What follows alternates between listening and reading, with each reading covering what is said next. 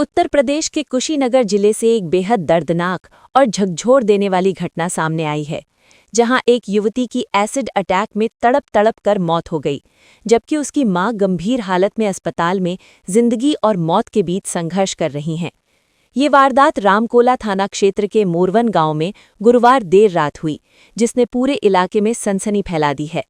जानकारी के मुताबिक हमलावर रात के अंधेरे में छत के रास्ते घर में घुसे और सीधे उस कमरे तक पहुंचे जहां मां बेटी सो रही थीं।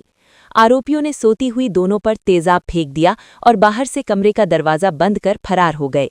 अचानक हुए इस हमले से दोनों बुरी तरह झुलस गईं और दर्द से चीखने चिल्लाने लगीं।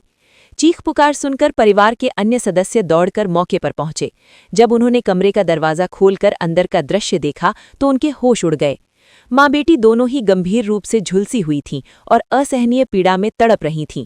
परिजनों ने बिना समय गंवाए एम्बुलेंस की मदद से दोनों को नजदीकी सामुदायिक स्वास्थ्य केंद्र पहुंचाया, जहां हालत गंभीर देखते हुए डॉक्टरों ने उन्हें गोरखपुर मेडिकल कॉलेज रेफर कर दिया। इलाज के दौरान 25 वर्षीय काजल यादव ने दम तोड़ दिया, जबकि उनकी मां लीलावती 55 वर्ष की हालत अब भी नाजुक बनी हुई है।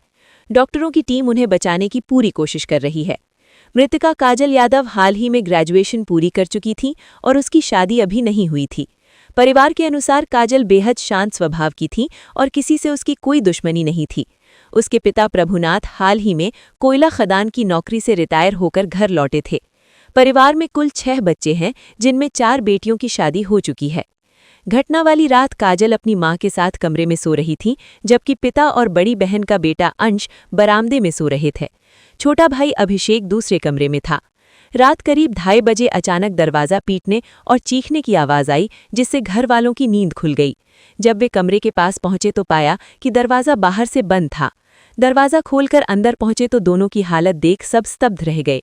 काजल ने अस्पताल में अपने भाई को बताया कि वो सो रही थी, तभी अचानक किसी ने उस पर कुछ फेंका। जब वो उठी तो उसका शरीर जल रहा था और वो पूरी तरह भीग चुकी थी। हालांकि अंधेरे के कारण वो हमलावर को पहचान नहीं पाई। इस घटना के बाद पूरे गांव में दहशत का माहौल है। परिजनों का कहना है कि उनकी किसी से कोई पुरानी रंजिश नहीं थी, जिससे ये हमला और भी रहस्यमय हो गया है। हालांकि काजल के भाई अभिषेक ने पुलिस को दी गई तहरीर में गांव के ही 2 युवकों अभिमन्यु यादव और छोटू कुशवाहा पर शक जताया है। पुलिस ने दोनों संदिग्धों के खिलाफ मामला दर्ज कर लिया है और उनकी गिरफ्तारी के लिए 5 टीमों का गठन किया गया है। घटना की गंभीरता को देखते हुए वरिष्ठ पुलिस अधिकारी भी मौके पर पहुंचे।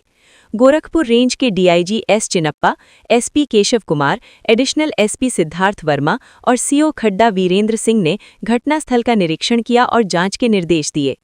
पुलिस अधिकारियों का कहना है कि जल्द ही आरोपियों को गिरफ्तार कर घटना का खुलासा किया जाएगा। साथ ही ये भी जांच की जा रही है कि हमलावरों ने घर में घुसने और वारदात को अंजाम देने के लिए कौन-कौन से रास्ते अपनाए। ये घटना न सिर्फ कानून व्यवस्था पर सवाल खड़े करती है, बल्कि समाज में बढ़ती हिंसा और महिलाओं की सुरक्षा को लेकर भी गंभीर चिंता पैदा करती है। एक मासूम युवती की इस तरह दर्दनाक मौत ने हर किसी को झकझोर कर रख दिया है।